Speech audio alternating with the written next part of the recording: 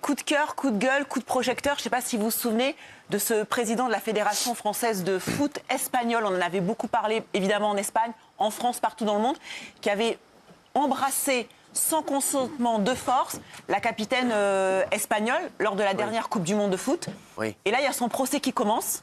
Donc un procès qui est attendu pendant 10 jours. Donc c'est toute la question du consentement. Est-ce qu'il avait le droit de l'embrasser? Est-ce qu'il n'avait pas le droit de l'embrasser? On va regarder. Voilà, et on va en parler avec Tiffaine Ozière. qui est venue nous rejoindre. Bonsoir. Tiffaine qui est venue nous rejoindre, on va parler de ça. Et vous allez nous parler de quoi, Tiffaine? Un peu des scandales dans le sport qui changent les règles.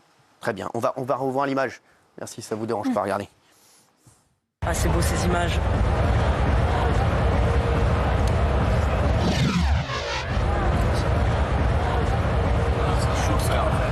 Voilà, alors, dès la première audience, la joueuse a témoigné dénonçant l'absence de consentement et les pressions subies après l'incident. Oui, absolument. Et en fait, suite à cette image, il y avait eu vraiment un tollé dans toute l'opinion espagnole et dans le monde entier. Et le procès s'ouvre aujourd'hui, mais il a été contraint de démissionner dans le mois qui a suivi du fait de cette agression sexuelle, puisque vous avez le baiser forcé, ensuite les tapes dans le dos. Et ce qui lui est aussi reproché dans le cadre du procès, c'est d'avoir essayé d'intimider et forcer les autres à garder le silence, puisqu'il a tenté de convaincre tout le monde qu'elle était consentante à se baiser, ce qui n'était évidemment pas le cas.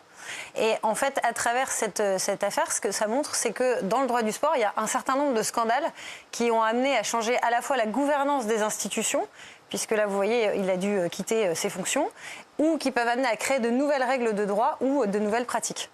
Alors, les scandales du sport font-ils changer les lois, les pratiques? Vous avez parlé notamment, il y avait une affaire dont on avait énormément parlé, c'est l'affaire Noël Le Graët. Mais oui. J'avais pas l'impression que cette affaire, en fait, est-ce qu'on a pu prouver tout ce qui s'était passé? Parce que voilà, alors c'est ça qui est intéressant, c'est que vous allez voir, selon les affaires que je vais évoquer avec vous, parfois il y a des condamnations en justice et parfois il n'y en a pas. Mais la gouvernance d'une institution, c'est ceux qui représentent le sport et notamment vis-à-vis du public, des enfants. Et donc on exige une exemplarité totale. Et parfois il n'y a pas forcément de condamnation, ce qui a été le cas de Noël Le Graët, mais pour autant avait été pointé un certain nombre de manquements avec une enquête interne qui faisait état de comportements inappropriés vis-à-vis des femmes. C'était le président de la Fédération française de football. D'ailleurs, le nouveau président est très sympa. Je l'aime beaucoup. Monsieur Diallo? Ouais, hyper sympa. Vraiment sympa. Je l'ai croisé la dernière fois, excusez-moi, c'était un truc comme ça. Je dis souvent les gens que j'aime pas. Et lui, franchement, je l'aime bien. Merci.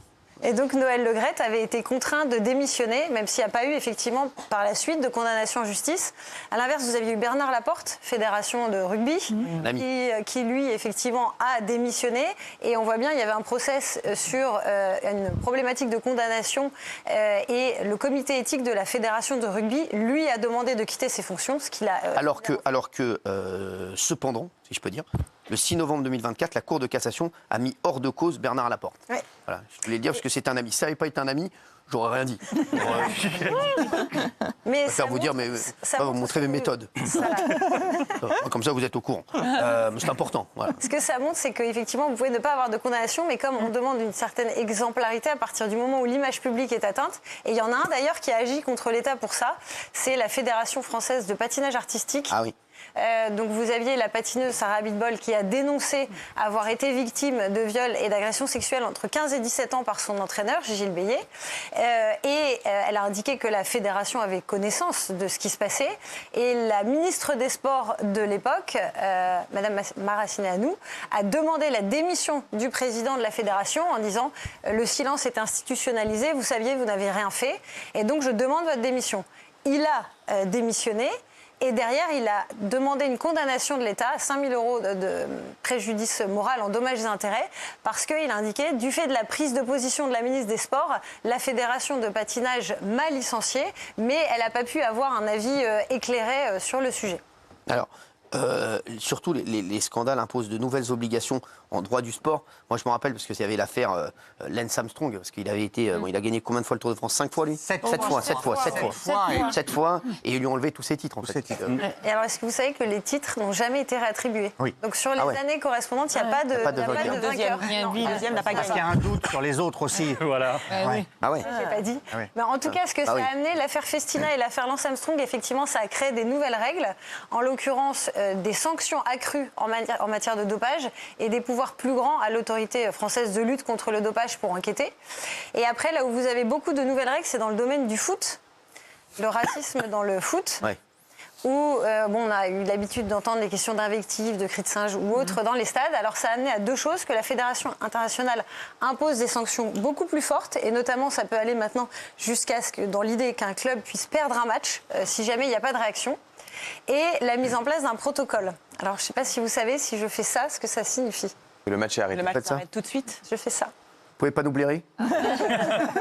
Le joueur qui a entendu ça demande qu'on arrête le match Arrêt du immédiatement. match, oui. Alors, c'est qu'en fait, le protocole, c'est qu'un joueur ou un arbitre peut signaler quand il entend ou qu'il voit un comportement raciste. Et le protocole qui est mis en place, c'est d'une part, le match est suspendu. Ensuite, l'arbitre peut demander qu'on passe une annonce pour faire arrêter le comportement en question. Et si jamais le comportement se poursuit, eh bien, il peut arrêter temporairement ou définitivement le match. Il y a eu le cas sur un match Kosovo-Roumanie en 2024 où les joueurs ont quitté le terrain pendant le temps additionnel parce qu'il y avait des insultes et alors que le match était à 0-0 et ça a été arrêté. Ou un autre cas où c'est la FIFA qui a suspendu 10 matchs à un joueur italien parce qu'il avait de la même manière insulté un adversaire.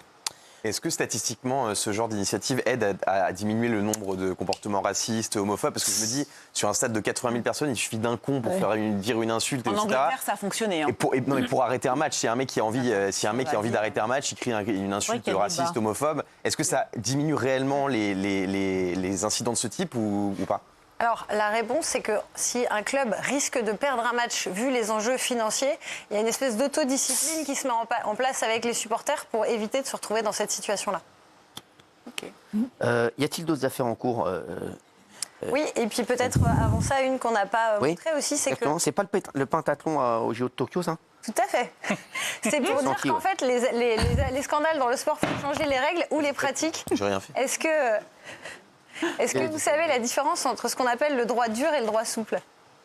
J'ai pas envie de rentrer là-dedans. Demande à Jean-Mi. Joker. On n'a pas envie de rentrer là-dedans.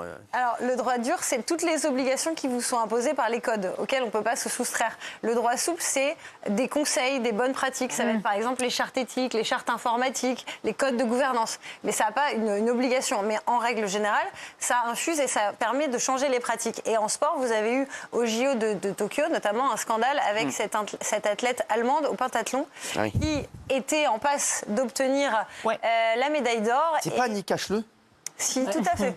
C'est ce que je pensais. Dès que vous m'avez dit allemande, j'ai pensé à elle. Schleu. Qui, effectivement, était partie pour aller vers la médaille d'or. Et le cheval qu'on lui avait attribué, ne sautant pas les obstacles, elle a eu des gestes de violence. Et son entraîneur a eu des gestes de violence sur le cheval. Et le résultat de ça, c'est que les instances ont décidé qu'il n'y aurait plus de cheval dans le pentathlon. Et la dernière fois qu'on en a vu, c'était au JO de Paris. Et il y en aura. Voilà, il n'y a plus de chevaux dans le Oui, C'est l'équitation fini. est de plus en plus remise en cause. Ah, mais oui. Pas l'équitation, c'est dans le pentathlon. Dans le pentathlon. Parce qu'en fait, c'est des chevaux qui étaient attribués. Pas seulement. Ah si, c'est mieux que toi. C'est mieux que toi. Quand la dernière fois- Non, Peut-être la dernière fois que t'as monté. T'es monté sur un poney. Non, mais ça, franchement. c'est un truc que je regarde. La dernière fois qu'elle et moi l'a l'équitation. monté, c'était sur Fabien Lecoeuf, donc arrête tes conneries. Il y a de plus en plus de compétiteurs. Il y a une jeune femme, je ne sais plus dans Oh, quel j'en ai pays, marre. qui a frappé son cheval, qui avait fait un refus d'obstacle. Et elle a été, il y a eu un procès. C'est à cause l'affaire de dont ça. on vient de parler il y a 2 minutes. hein. Mais c'est insupportable. Il n'y avait que la femme. Des gens viennent nous voir, tu vois pas. Oh, tu te tiens bien quand on a des invités? Je n'ai pas mis mes doigts dans mon nez. Hein. Oui, c'est un sport qui est regardé pour la protection animale, mais il s'engage. En dépression. Je suis au bout de ma vie. Je sais pas pour vous, mais bon. Mais la Fédération française d'équitation, par exemple, s'engage effectivement sur les sujets de protection animale.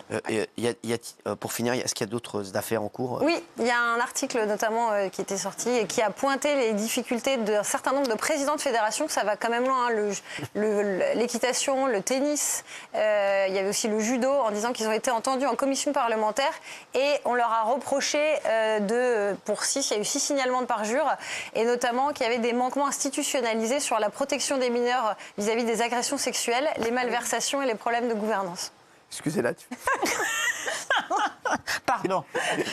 Il me fait rire, après il m'engueule. Qui t'a dit ça? Non, vous me faites rire, après il m'engueule. Qui a fait ça? Merci Tiffaine en tout cas d'avoir été là. Vous voulez dire quelque chose à Tiffaine avant qu'elle s'en aille ou bien vous voulez faire votre vie? Dès qu'elle parle, tout est tellement parfait qu'on n'a rien à ajouter. Cyril.